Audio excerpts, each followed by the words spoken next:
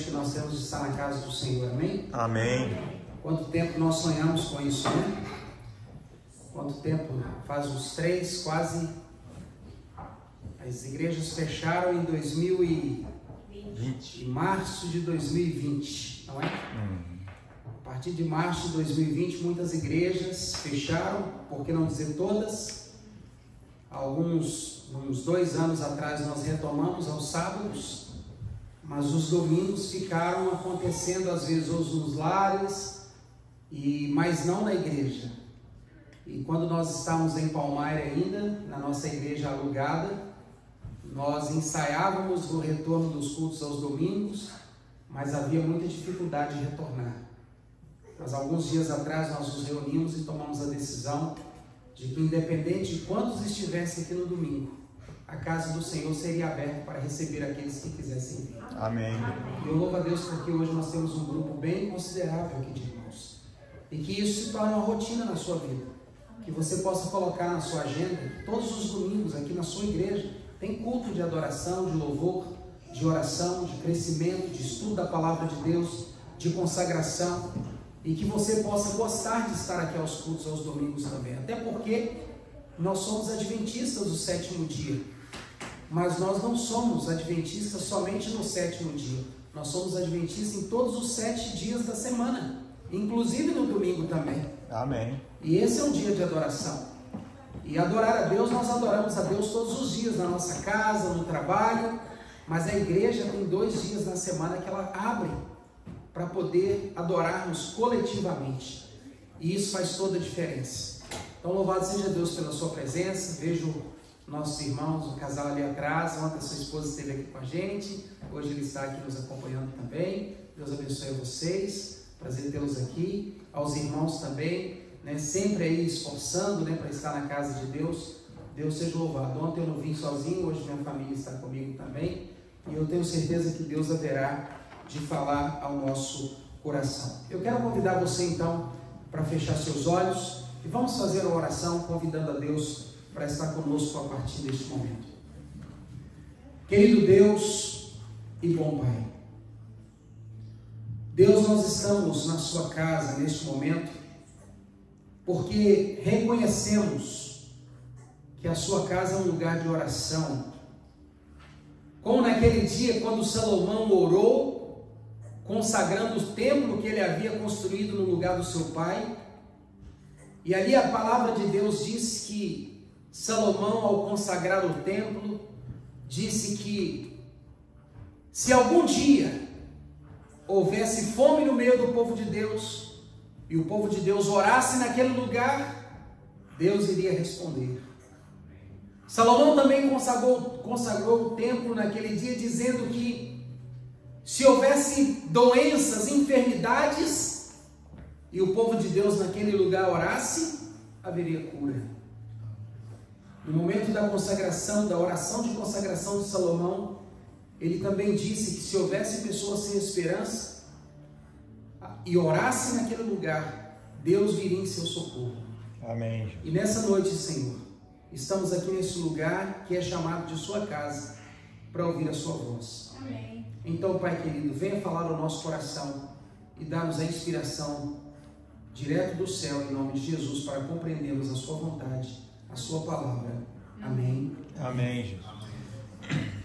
Irmão, daí não precisa abrir a tela. Eu estou mudando a minha mensagem e eu quero convidar você a pegar a sua Bíblia e abrir a sua Bíblia em Mateus capítulo 4.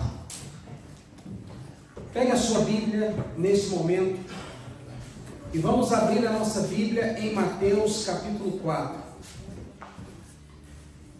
Mateus capítulo 4 é o tema que nós vamos meditar nesse momento. O capítulo 4 de Mateus é um capítulo muito conhecido por nós.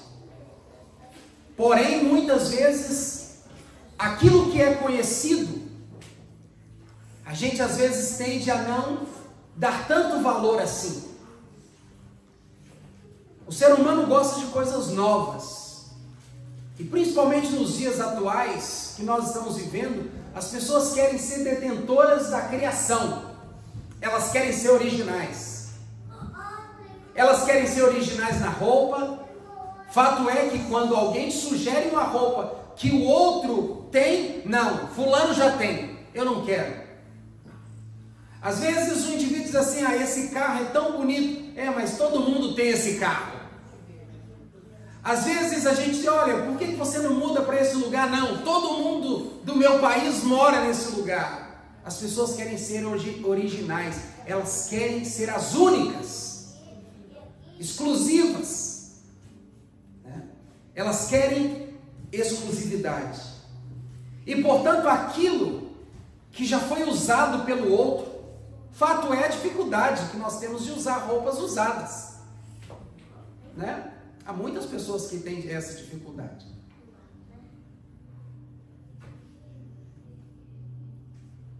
Então nós temos a tendência de achar que aquilo que alguém usou, aquilo que alguém falou, aquilo que alguém fez, só tem mais relevância aquilo que vier de novo.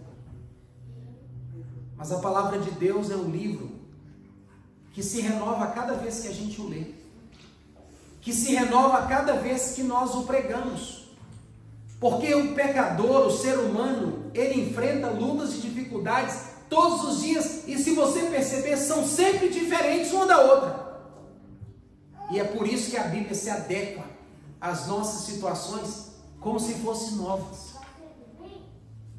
E nessa noite eu quero estudar com você um texto muito antigo, muito pregado por vários pregadores, talvez citado por nós em alguns momentos, mas que tem uma mensagem tão atual quanto qualquer outra que você possa imaginar. E eu quero ler com você. Mateus capítulo 4, versículo 1, diz assim a palavra de Deus. A seguir, preste atenção nessa palavra, a seguir. Nós vamos voltar nela daqui a alguns instantes. A seguir, foi Jesus levado pelo Espírito para onde, igreja? Deserto. Para o deserto, para ser tentado pelo diabo. E depois de jejuar, quanto tempo? 40 dias. 40 noites. E 40 noites, a Bíblia diz que Jesus teve fome. Prova de que Jesus era o quê? Humano. Ele estava nesse momento como? Como um humano, como eu e você. Jesus tinha necessidades semelhantes às minhas e às suas. Em nada ele era diferente em mim e você em termos de necessidade humana. Então não venha para cá com essa conversinha mole, dizendo assim, ele teve essas vitórias porque ele era Deus. Não enquanto ele estava aqui na terra. Enquanto Jesus esteve aqui na terra, ele era Deus, nunca deixou de ser Deus. Mas a Bíblia diz que ele se despiu de sua divindade para viver como eu e você. Então todas as vitórias, todos os milagres, tudo que Jesus fez, ele fez na esfera humana, como homem, como eu e você. Ele não era diferente de mim, de você, em nada. Fato é que quando ele apanhou, quando ele foi colocado sobre ele a coroa de espinhos, o que escorreu por ele? Sangue, como escorre de mim e de você, em nada. Outro episódio, quando ele viu Lázaro morto, o que a Bíblia diz que aconteceu? Chorou. Como eu e você. Como eu e você. Então a Bíblia diz que ele teve fome. E diz a palavra de Deus que quando ele sentiu fome, quem aparece? Apareceu o tentador. Apareceu o tentador. Satanás, irmãos, é expert em nos observar. A gente é muito inocente. A gente é muito inocente em achar que nós andamos pelas ruas, que nós vamos ao mercado, que nós vamos ao trabalho, que nós vamos em determinados lugares que nós temos desejo de ir e que nós estamos literalmente sozinhos. Não existe isso nesse universo. Ou você está sendo acompanhado pelo anjo de Deus, ou os demônios estão ao seu derredor querendo te tragar. Isso é bíblico. Sozinhos, nunca estamos. Lá no seu quarto, ou o anjo de Deus está ali, ou o anjo de Satanás está ali. Você nunca está sozinho.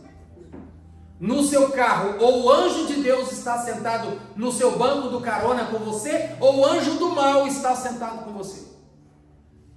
Lá no seu trabalho, ou o anjo de Deus está acompanhando você, ou o anjo do mal está acompanhando com você. Mas nunca você está sozinho. Nunca. E Satanás, através dos seus anjos, observam as nossas fraquezas, para preparar e aplicar em nós a tentação que ele sabe que será certeira a sua vitória. É por isso que nós precisamos vigiar os nossos estados de espírito. Quando nós decidimos tecer uma crítica sobre alguém, é um campo perfeito para ele trazer uma tentação. Quando a gente decide reclamar de alguma coisa, é um campo perfeito para a tentação. Quando a gente está triste, é um campo perfeito. Enfim, momentos de alegria também.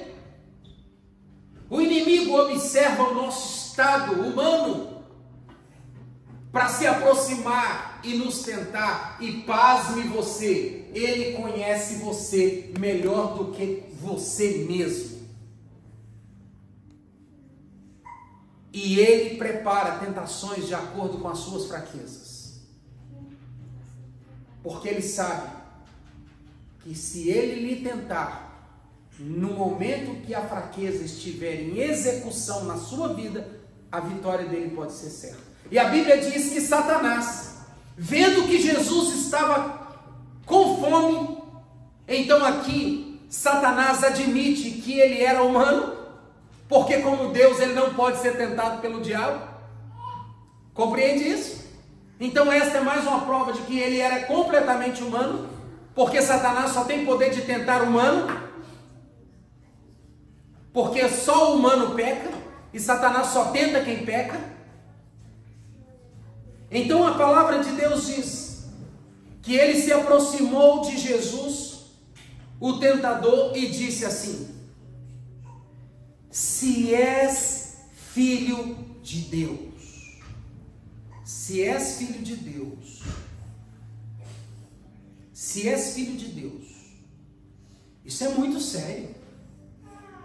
Já imaginou alguém chegar para você assim: se você é um bom house clean mesmo, eu quero ver se você dá conta desse fogão.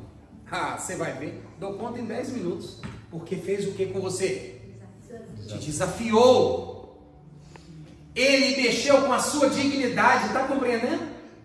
Eu quero que você veja se você é um bom construtor mesmo, se você trabalha na construção mesmo de building, de casa, sobe lá naquele e fica em pé em cima daquela estrutura. Ah, eu ando nisso aí de boa, eu duvido. Então, espere aí que você vai ver. Fica aí para você filmar. E vou subir sem nenhuma proteção ainda para você ver que eu sou expert. Eu quero ver então se você é bom mesmo. Irmãos, não brinque com o orgulho. O orgulho é uma coisa muito forte em nós. Muito forte em nós.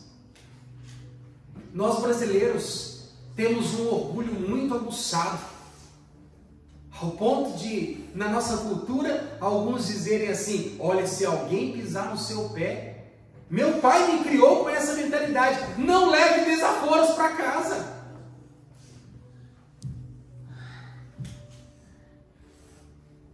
Satanás se aproximou de Jesus e exatamente fez isso. Ele desafiou Jesus. Ele falou assim: se tu és filho de Deus, manda que essas pedras se transformem em pães. Em que situação veio essa tentação para Jesus? A Bíblia diz que a seguir o quê? O que aconteceu antes? O batismo de Jesus. Por que Jesus foi batizado? Por que Jesus foi batizado? Jesus foi batizado porque ele tinha que começar o seu ministério de salvação. E o batismo faria parte do processo de perdão do pecador que o recebesse. Então ele se batiza para dar o exemplo, mas também como um ato de certificação de que ele seria o mensageiro do céu. O batismo de Jesus foi a iniciação do seu ministério. Jesus iria, irmãos, após o seu batismo, sair pregando a salvação, continuando a pregação de João Batista. Enfim, Jesus tinha, Alan, uma missão para cumprir. Uma missão. Irmãos, coloque isso na sua mente. Satanás não joga para perder. Ele nunca vai atrás de quem não tem nada para fazer. Ele nunca vai atrás de um irresponsável. Ele nunca vai atrás de um indivíduo que não tem propósitos na vida. Satanás, ele nunca vai perder tempo com quem não tem sonhos. Satanás não perde tempo com quem não tem projetos. Satanás, ele está de olho em quem quer progredir, em quem quer crescer, principalmente cumprindo a vontade de quem? De Deus. Satanás não quer que você venha à igreja. É atrás de você que ele está. Satanás não quer que você ore todos os dias, atrás de você que ele está. Satanás não quer que você leia a Bíblia todos os dias, atrás de você que ele está. Ele não quer que você trate sua esposa bem, é atrás de você que... eu quero ser o melhor pai, é atrás de você que ele está. E a Bíblia diz que Jesus tinha um propósito, uma missão: pregar o Evangelho, ser um salvador de almas. E a palavra do Senhor então diz que ele se aproxima e diz: se tu és o Filho de Deus, manda que estas pedras se transformem em pães. Me diz uma coisa: isso era difícil para Jesus fazer? Não. Hipótese alguma. Porque ele era completamente homem, mas ele era completamente o que também? Deus. Ele era completamente Deus. O foco de Satanás não era saber se ele tinha poder ou não para mudar a forma da pedra. O foco dele era impedir que ele cumprisse a sua missão. É óbvio que ele poderia. Mas se ele tivesse feito isso, ele teria pecado, irmãos. Pecado em quê? Na autossuficiência. Eu não vim. Eu disse que eu vim para viver como o homem, mas quando o cerco aperta para mim, eu ajo como Deus. Se Jesus tivesse agido como Deus, nós estaríamos em maus lençóis. Mas a palavra do Senhor diz que Jesus olhou para Satanás e disse assim: olha, não só de pão vive o homem, mas de toda a palavra que vem da boca de quem? O que ele estava dizendo? Jesus estava dizendo o seguinte: eu estou aqui para obedecer o Pai. Se ele mandar eu transformar, eu transformo. Porque eu vivo da palavra que sai da boca dele. Amiguinho, eu vim para fazer a vontade do meu Pai. Se ele achar que eu estou com fome o suficiente e ele falar assim, não, pode dizer que vai acontecer, como ele mandou eu nascer. E nós vamos encontrar vários episódios na vida de Cristo posterior a esse, em que ele ora e manda a coisa acontecer e a coisa acontece. Como quando ele mandou Pedro pescar o peixe e pegar os impostos que estavam na barriga do peixe e pagar os impostos dele e dos demais. Isso está na Bíblia.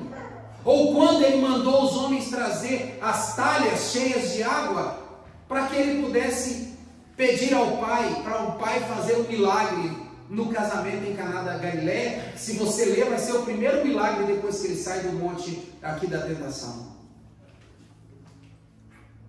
Então Jesus, ele não veio para atender as suas próprias necessidades. Ele veio para atender à vontade do Pai. Só que ele estava com fome. E fome é uma necessidade de quem? De quem me envia ou minha que estou na situação? Minha que estou na situação. Então era muito óbvio.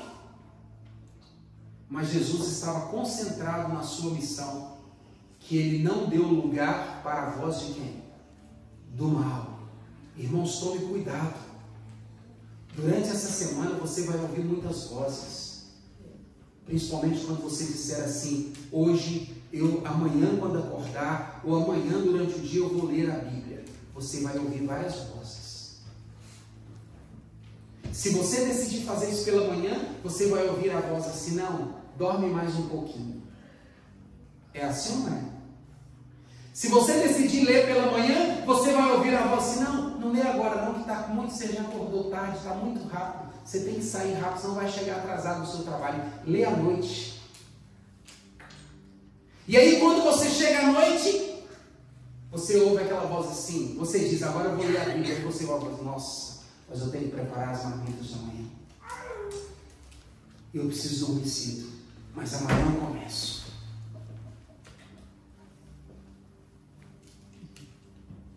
Está entendendo? Já aconteceu com você? Hã? Sim ou não? Sim. Porque isso é a realidade.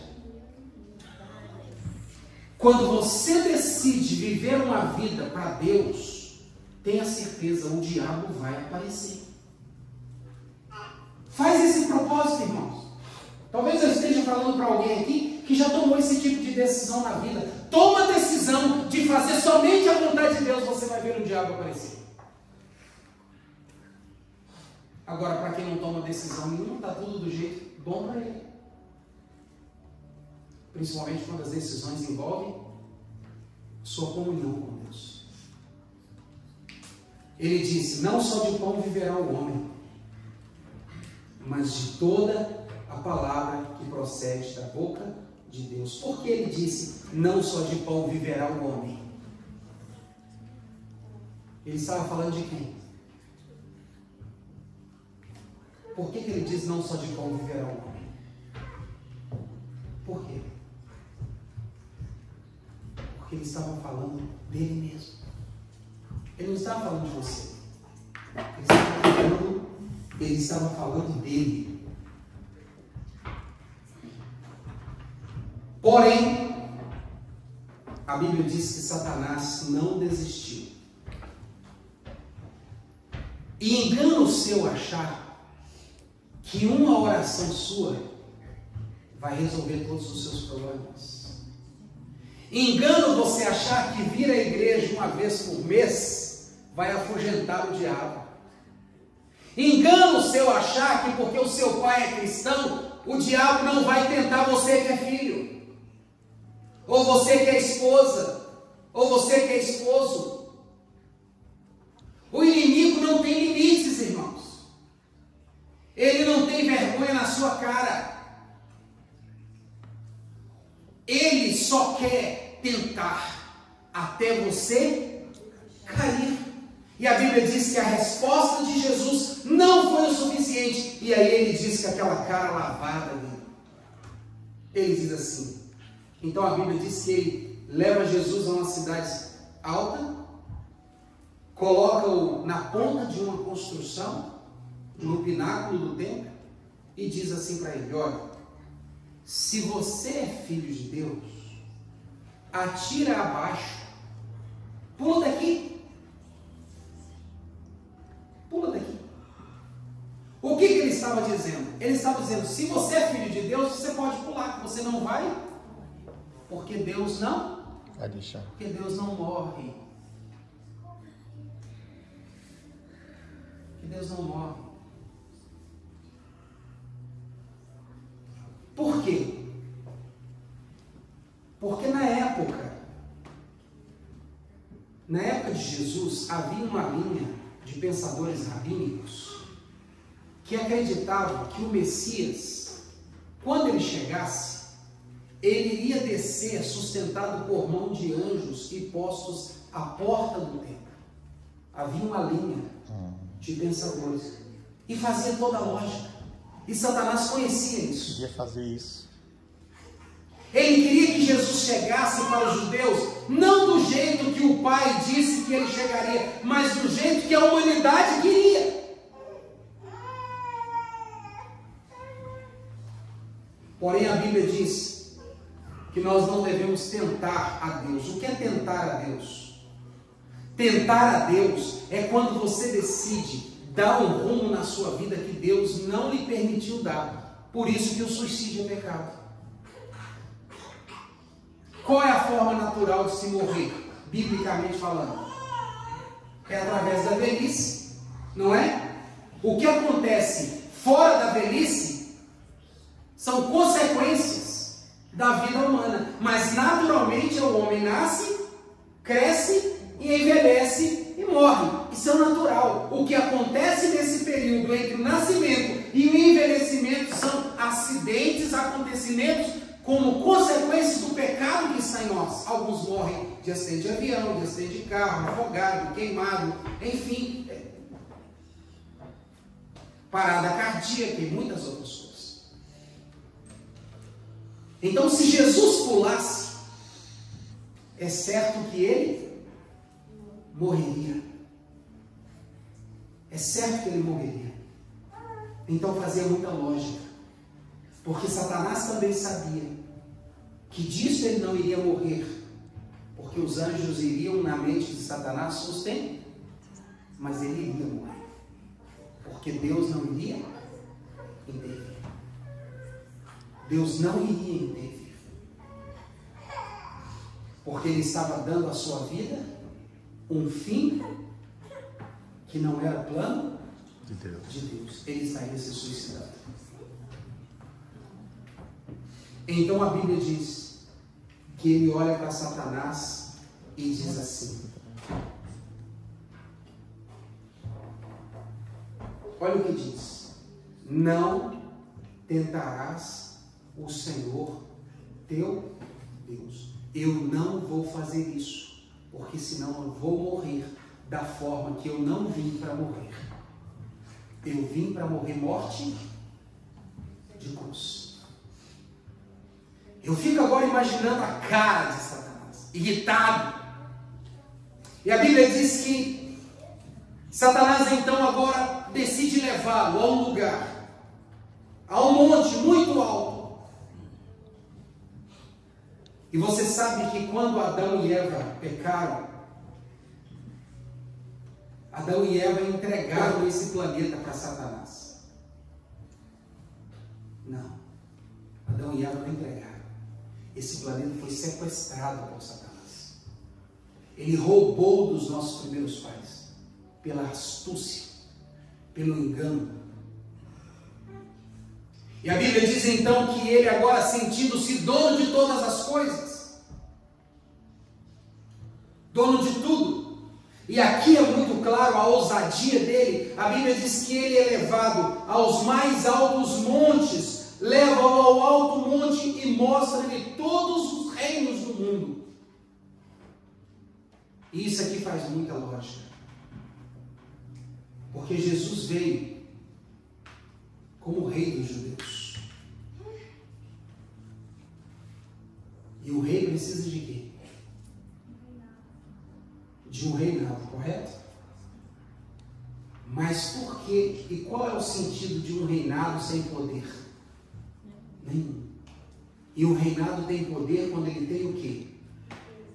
Riquezas, ouro, né?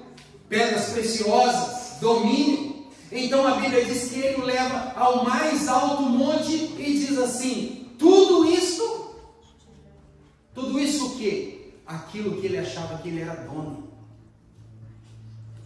Aquilo que ele achava que estava sob o seu poder. E aí você me pergunta: pastor Marcos, explica um pouquinho mais sobre isso. Eu vou te explicar. É verdade, nem todo mundo que tem riqueza nas mãos veio de Deus. Há muitas pessoas que têm riquezas e poder nas mãos e servem apenas para servir a Ele mesmo, aos seus caprichos, aos seus orgulhos. Deus quer que as suas riquezas estejam nas mãos de quem? Nas nossas mãos. As riquezas deste mundo, irmãos, foram dados para Adão e Eva, e a Bíblia diz que vocês administrem. Muitas das riquezas que deveriam estar na minha mão e nas suas estão sendo administradas por Satanás, na mão de outros que servem a ele e aos seus caprichos. Ou você acha que os mísseis, que os drones que voaram sábado da madrugada sobre os céus de Israel, não estou aqui defendendo quem está certo e quem está errado, os drones que voaram, mais de centenas de drones, e muitos deles acertaram o solo israelita, matando dezenas, centenas de pessoas também, como os mísseis de Israel voaram para a faixa de Gaza, matando muitos palestinos. Você acha que aquilo é de graça? Não. Ali tem dinheiro por detrás de cada míssil daquele. Dinheiro que pertence a quem? A Deus, mas que está na mão de homens que servem ao mal.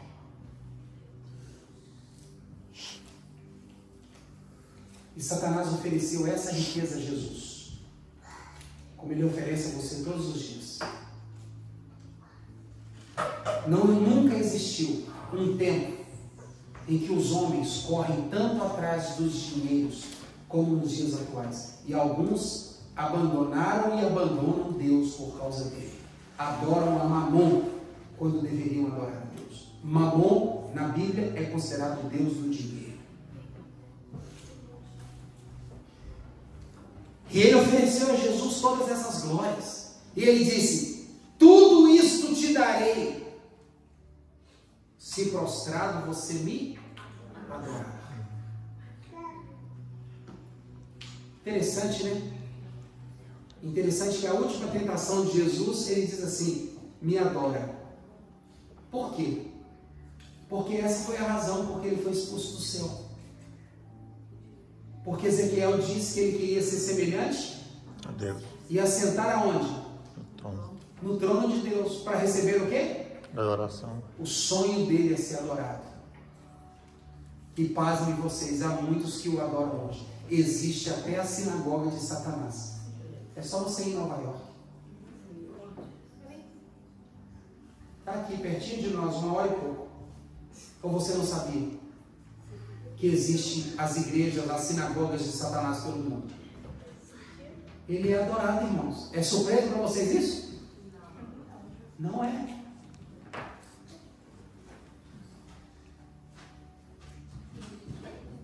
Então a Bíblia diz que ele falou assim: tudo isso te darei se prostrado me adorais. Então, a Bíblia diz o seguinte: então Jesus lhe ordenou: retira-te, Satanás, porque está escrito: ao Senhor teu Deus. Ao Senhor quem? Jesus olhou bem nos olhos de Satanás e falou assim: ó, vou dizer uma coisa para você, rapazinho. Vou dizer uma coisa para você. Não esquece de onde você veio, eu sei de onde você veio. E você é criatura. Não esqueça disso. Você fica bancando por aí de Deus para todo mundo aí, mas não vem para cima de mim. Para cima de mim não. Eu sei quem você é. Você é criatura. E só ao teu Deus, e você sabe disso, é que a gente deve adorar. Ao teu Deus. Quando ele diz: somente ao teu Deus adorarás e só a ele darás culto, a Bíblia diz que ele vai embora. Ele se retira. O diabo o deixa. E a Bíblia diz que os anjos vêm e sustentam. Querido irmão, querida irmã, nessa noite, nesse culto de domingo, eu quero dizer a você que essa é a sua jornada também. Essa é a jornada de todos que aceitaram Jesus como Salvador. A jornada do deserto. Amém. Essa é a nossa jornada. Todos os dias, quando nós acordamos, lá do lado de fora, ou às vezes alguns até dentro da casa, porque o convidam, porque ele entra na nossa casa quando nós deixamos, e ele vai te oferecer e te desafiar do mesmo jeito que desafiou Jesus. Por exemplo, pode começar seu dia sem orar. Se tu és filho de Deus, começa o dia sem orar, e você vai sem orar, e acreditando que tudo vai dar certo, que você vai voltar para casa. Todo dia ele faz isso. E está assim de cristãos, aceitando o desafio. Se tu és filho de Deus, se você é cristão mesmo, vive o seu dia sem orar, e a gente sai sem orar, acreditando que vai voltar para casa. Outros ele diz assim: olha, se tu és filho de Deus,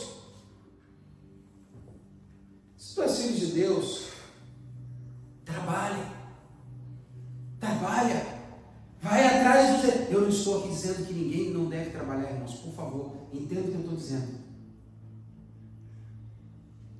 O que eu estou dizendo para você é que Satanás quer que você gaste toda a sua vida em busca dos bens dessa terra. Não estou aqui dizendo que você não deve tê-los, porque eu também quero ter. Eu quero ter minha casa própria. Quem não quer ter? E não há problema nem pecado nenhum nisso. O que eu estou dizendo aqui é que alguns estão vivendo só para isso. Estão adorando mais a Mamon do que a Deus. Pensa na sua vida. Reflita, avalie como que estão as coisas. Você precisa entender que essa é a sua jornada, sabe por quê? Porque você chegou nesse país com um propósito. A maioria de vocês aqui vieram para esse país como cristãos, sim ou não? Já saíram do Brasil como cristãos, sim ou não? Sim. A maioria saiu de lá como cristão adventista. Eu estou falando aqui para a Irmandade que a maioria são adventistas. São cristãos, seguem Jesus, amam a Deus. Vieram do Brasil com esse sentimento. Mas olhe, pense na comunidade brasileira, porque nós falamos para os brasileiros. Pensam quantos deles chegaram aqui como cristãos e hoje não são mais. Porque Satanás fez a tentação e ele aceitou e ele quebrou o seu propósito. Quebrou o seu objetivo. Como eu louvo a Deus, irmãos, porque vocês chegaram aqui cristãos e permanecem.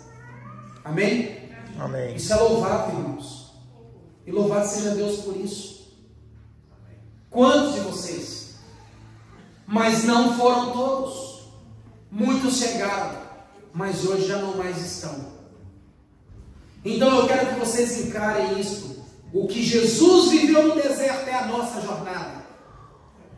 E Satanás todos os dias vai lançar tentações sobre você e sobre mim, para que a gente caia.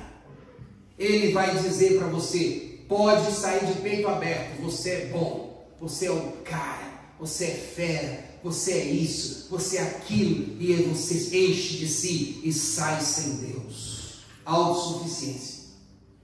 Autossuficiência é um cristão achar que pode ser salvo sem Deus. Ele também vai tentar você na segunda tentação, para que você dê um destino para a sua vida que não é o que Deus tem para você. Deus tem um plano para você, mas ele vai tentar para que você faça da sua vida aquilo que você quiser e não o que Deus quer.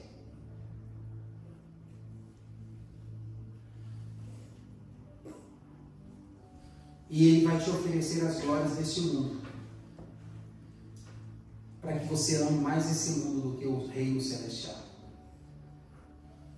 Mas a Bíblia diz que Jesus não caiu nessa falácia. A Bíblia diz que com a palavra de Deus ele disse: está escrito, está escrito, está escrito. Jesus era um exímio conhecedor das Escrituras e ele se defende com a verdade.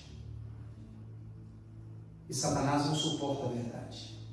A Bíblia diz que Satanás, quando ouve a firmeza de propósito de Jesus, ele o deixa. Satanás sabe quem é você. Ele sabe se você tem propósito ou não. E se você tem propósito, ele não tem lugar na sua vida. Mas se você não tem propósito, você será uma presa fácil hoje ou amanhã, mas será. Qual é o seu propósito? Qual é o seu propósito espiritual? Porque propósito material sempre você tem. Daqui a pouquinho vocês vão para casa deitar e amanhã acorda às 5 da manhã e vão para o trabalho firme e forte. Isso eu sei que vocês têm.